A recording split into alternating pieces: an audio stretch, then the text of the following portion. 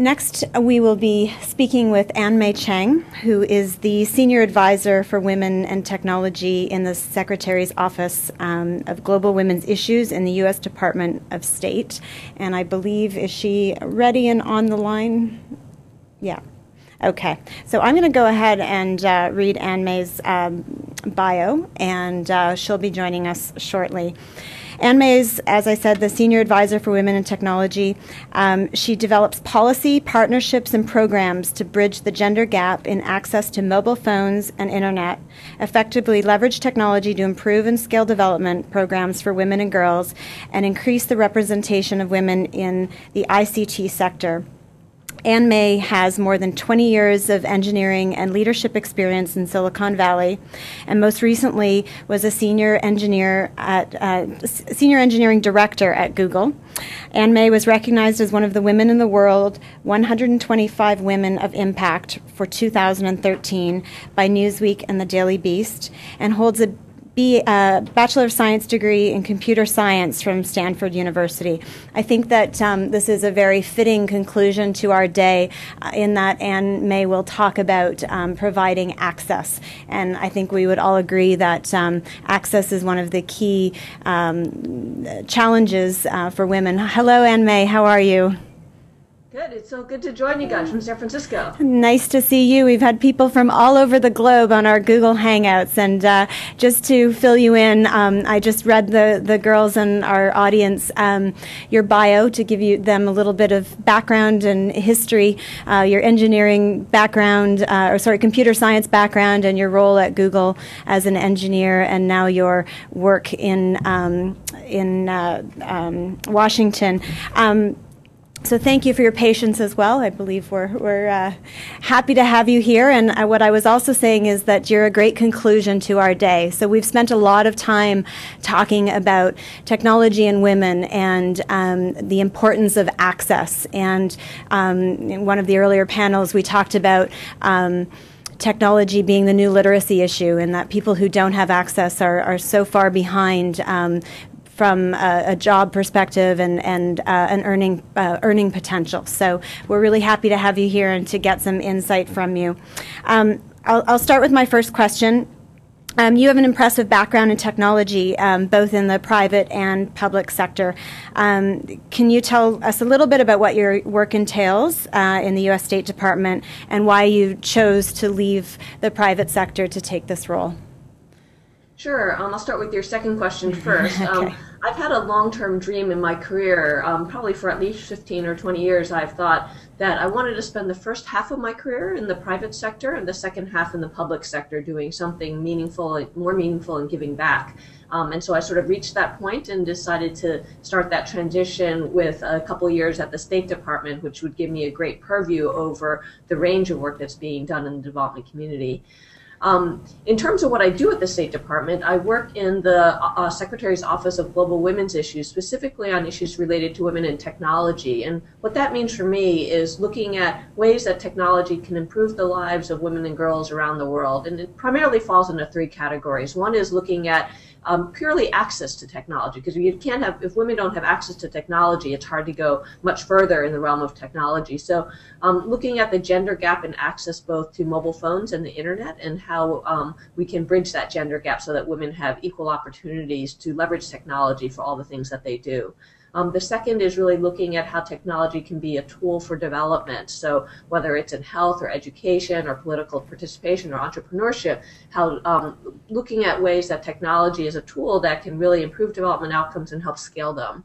And then finally, I look at the way that the technology sector itself can be a huge opportunity for women and girls to have lucrative careers and entrepreneurial opportunities. And so trying to bridge the gender gap in actually the participation of women in the technology sector. Okay, interesting. So obviously, it's recognized that there is this gender gap. Can you talk a little bit about what you're trying to do and what some of the steps are that you're taking to eliminate that gap and provide more access?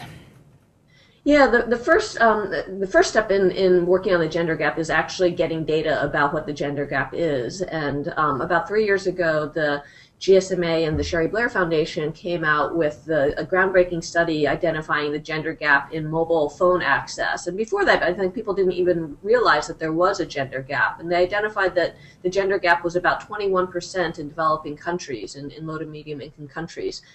More recently, in January, I worked with Intel to put out a study on the internet gender gap, and found that the internet gender gap is even greater at 23% in developing countries, and particularly high in some regions. For example, in Africa, the gender gap is 43%, which means that there's almost twice as many men as women using the internet in Africa, certainly putting women at a disadvantage.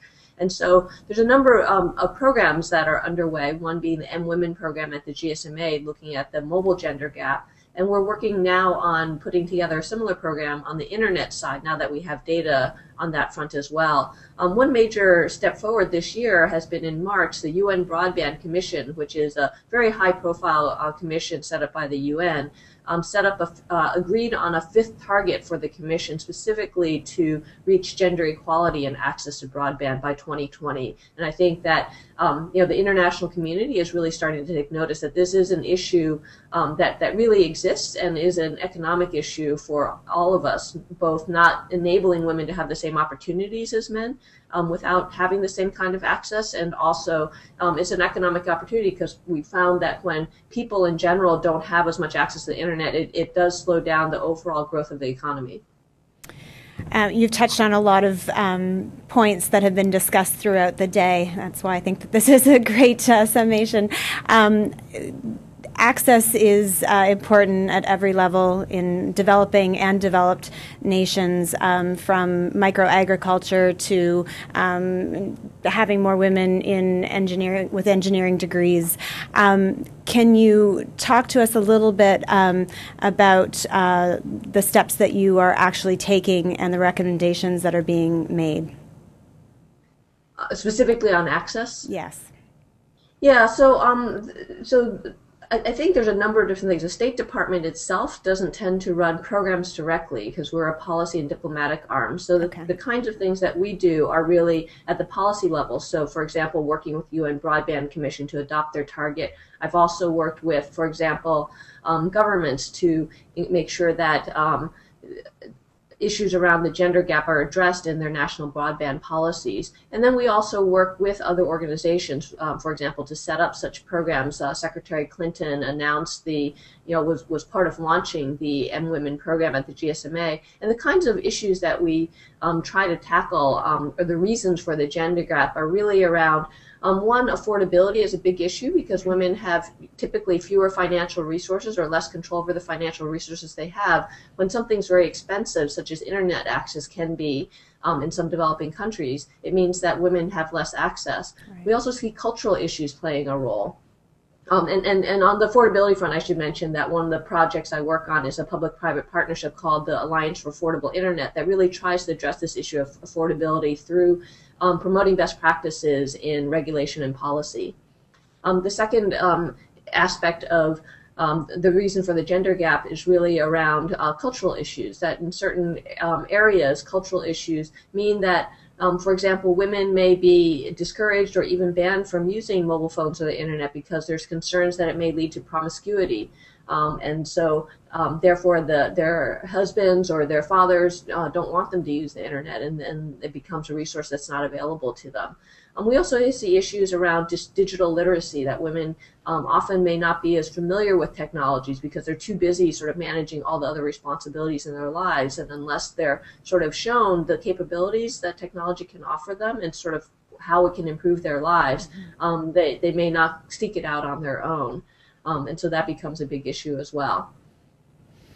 Great, thank you. I'm going to shift gears a little bit and talk about STEM-related careers. And there was a lot of discussion earlier about the gender gap in STEM education and careers. You obviously were probably one of few women in your class. And can you share some insight about your experiences in computer science and also when you started your career in technology? what kind of experience you had, and if you can share some insight as a woman in that field. Sure. The first thing, if I can mention, is just that I think that lumping the gender gap into the broader bucket of STEM is a little bit overgeneralizing. What we found that, at least in the United States and in several other countries as well, the gender gap in science has largely disappeared, at least in the natural sciences. Yes, so we actually, it's actually the TEM that we're seeing more of the issues today. That's a very good point.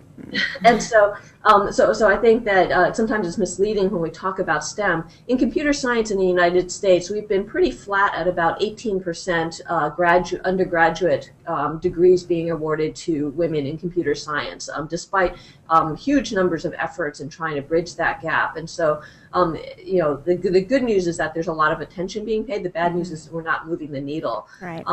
And what I would say from my experience is that while programs that support women and girls are incredibly important, I think there's also a challenge in the way that both the teaching of computer science and the workplace have been structured, because it has been largely male-dominated in the past. And so inevitably, the culture that's been created around how we teach and how we work around computer science becomes more oriented towards the way that men prefer to work.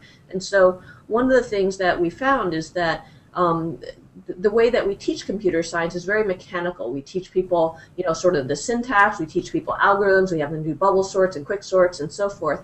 And what we found is that when we teach computer science that way, it's a way that men learn well, but that women tend to lose interest, that it seems way too mechanical. Women tend to find computer science more interesting when they can see it as a tool towards another end. It's not an end in and of itself.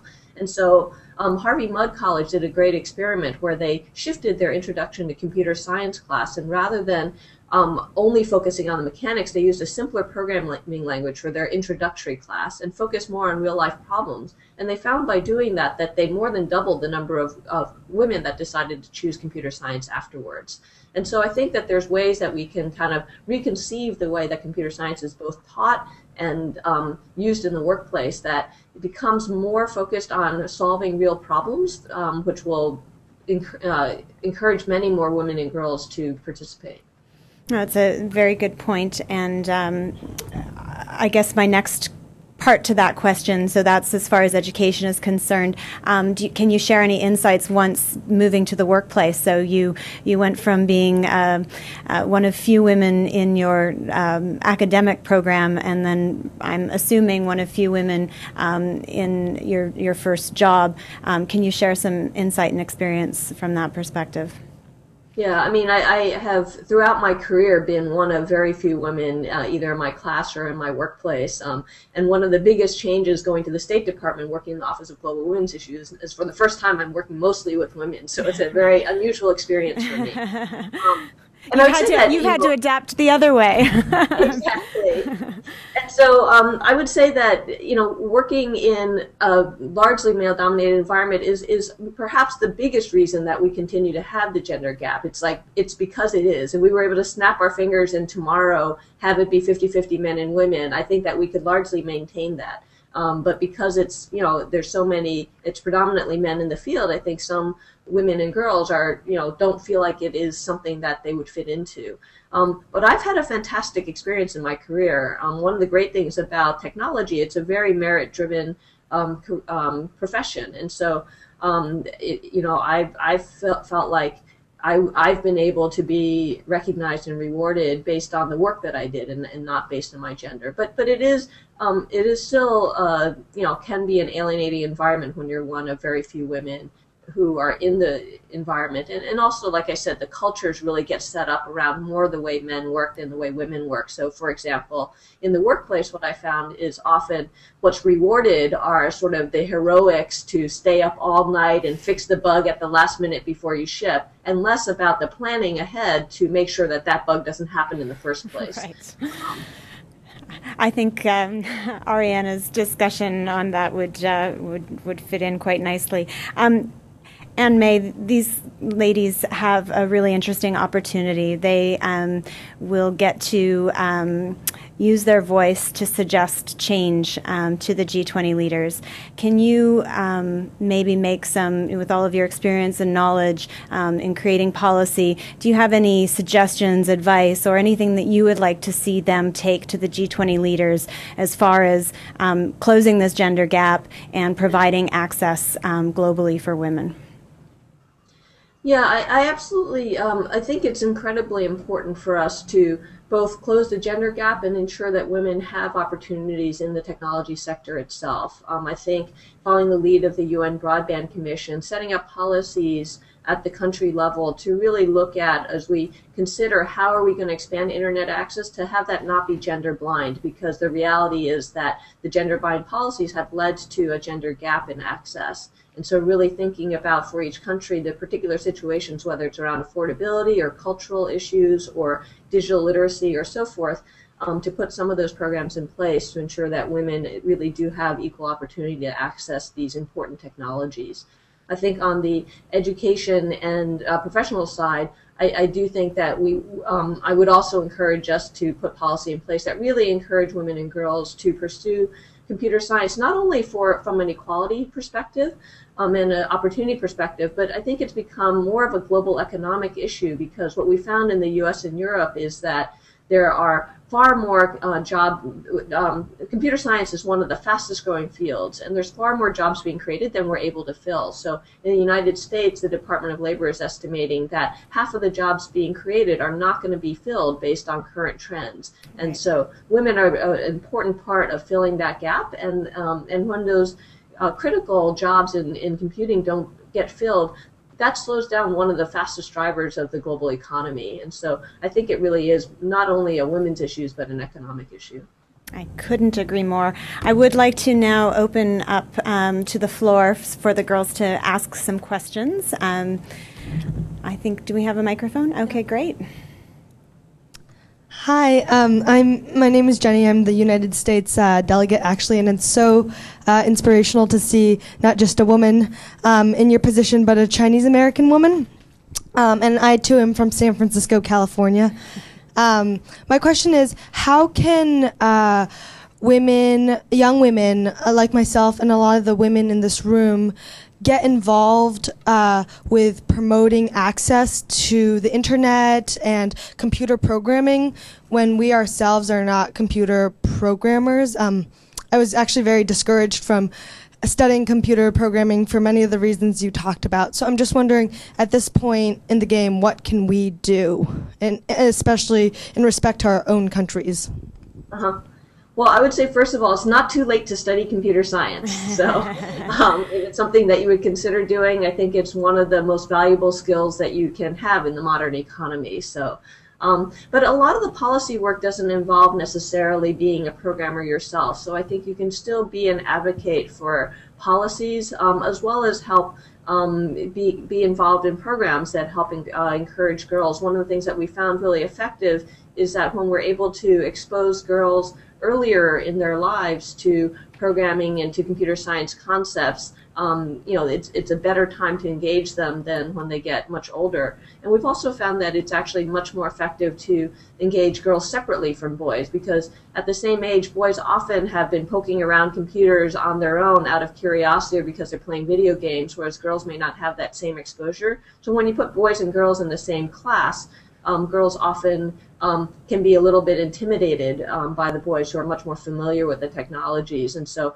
separating them out to give them the opportunity to learn at their own pace and to shine has also been effective. So, working on programs such as that, as well as promoting policies that really encourage women and girls in the field, I think are absolutely things you can do without a computer science degree. Great, thank you.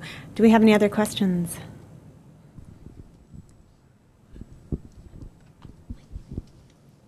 Hi, my name is Violette, and I'm the representative of France. I just had a question regarding the level you're working at, and I was wondering if you think it's easier to reach a target when you work in maybe like a small company or a small organization, or when you have like more independence but maybe less means? Or do you think it's easier to reach your target when you work like at the state government, where you have maybe less independence but much more means to do what you want?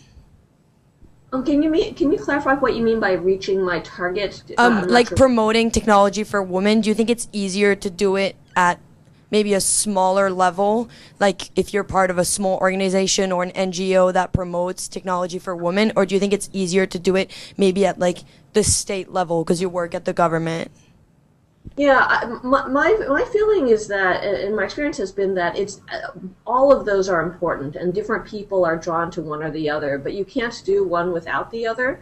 At the sort of federal government level, which is where I'm working right now, we focus primarily on at the policy level, as well as in bringing together partnerships of major corporations, which, being in a large institution that has the clout of the U.S. government, we're able to do. But it's also essential that the work be done on the ground at the local level, in local school systems, as well as at the local level with NGOs that are actually working with individual women and girls, which we are less able to do at the sort of high level. So I think that whole range is incredibly important, and it's really a matter of sort of personal interest and preference, kind of where you or anyone else may want to work, but they're both important to solving the overall issues. And I think, Anne May, we've presented the girls with quite a spectrum of people today. So from very grassroots startups to yourself in a government role to senior executives with Google and large mining companies. So I'm sure there's a lot of questions in their minds about which direction they would like to take to make their dreams happen. So I think that was a very great answer to that question. If I can say, I think one way to think about the difference is at the grassroots level, you have much more in the work that you do. There's much more daily satisfaction because you touch the lives of individual people who you're working with, and you can see their lives transform. You can see the impact. But you're also impacting a smaller number of people. Right. At the policy level or at the more global level, you're able to affect policy and changes which hopefully can have systemic and long-term effect. But day to day, you're not seeing that impact. It's a much longer game. And so it depends sort of your level of patience and appetite for working in one or the other field. Right, that's very true. Do we have any other questions? Hello, thank you for your wonderful lecture, I guess. First of all, I know that this is like some kind of like silly question, but have you ever like written books only for women that can like promote, coding thing? Sorry, I'm Anne May. Did you hear that question or? Have I ever written a book or? Yeah, only for women, like about like coding thing, because like you are so interested in like educating like women like, in terms of like coding. So I'm just asking, yeah. Yeah, so I have not written any books, whether only for women or for everyone. So unfortunately, that's not yet. But what I would say is that if I were to write a book, I probably would not write it only for women. What I found is most effective is that it's important to incorporate the needs of women and girls into the mainstream, because that's the only way we can really sustain things. And so if I were to write a book on teaching computer science, I would write one that is oriented around that I think women and girls learn most effectively, meaning really focusing on real life problems and how computer science and programming can be a tool to do so. But I think it would be a book that would also be equally valuable to boys and men. And so, it might be a different way of approaching the same problem that might be more appealing to women and girls. But I don't think I would tend to approach that by doing something that was exclusive to women and girls. Okay, I think we have time for 2 more questions. Hello, I'm Isabella from Italy, and I was wondering, you said the tech sector makes a lot of new opportunities for women. I was wondering, what about the other 2 sectors? What about the industry and the agricultural sector? Do you think progress is being made right now thanks to technology, or do you think it will be made in our lifetimes? For the agriculture, and what was the other sector? The industrial. Industrial. So I know less about the industrial and agricultural sector, so unfortunately I'm not an expert to speak at that. I do think that we have been making progress overall in terms of more inclusion of women in the workplace writ large. And so, you know, I can't speak to those sectors specifically, but what I can say is that the reason that I kind of focus on computer science and the computing fields is not only because that's my background, but because that's where we're seeing the fastest job growth and opportunities. And so, you know, I want to, you know, one of the challenges that we see is that women often choose sectors that are less lucrative and less fast growing. And so that's one of the reasons that their opportunities are limited. So, you know, I really want to encourage women to consider jobs in areas which are both lucrative, where they can earn high salaries and have good opportunities, as well as are fast growing. And so there's going to be jobs available. And computer science is one of the best fields for that. And if I can just piggyback on that comment, my understanding is in North America there's 17% increase in jobs in the tech sector, and that pay is 33% higher than the non-tech sector. So if we want to look at gender equality, women have to be interested and have to start looking at jobs in the tech sector, or we're just going to continue this gap as we continue. I think that's. Anne May, would you agree with that?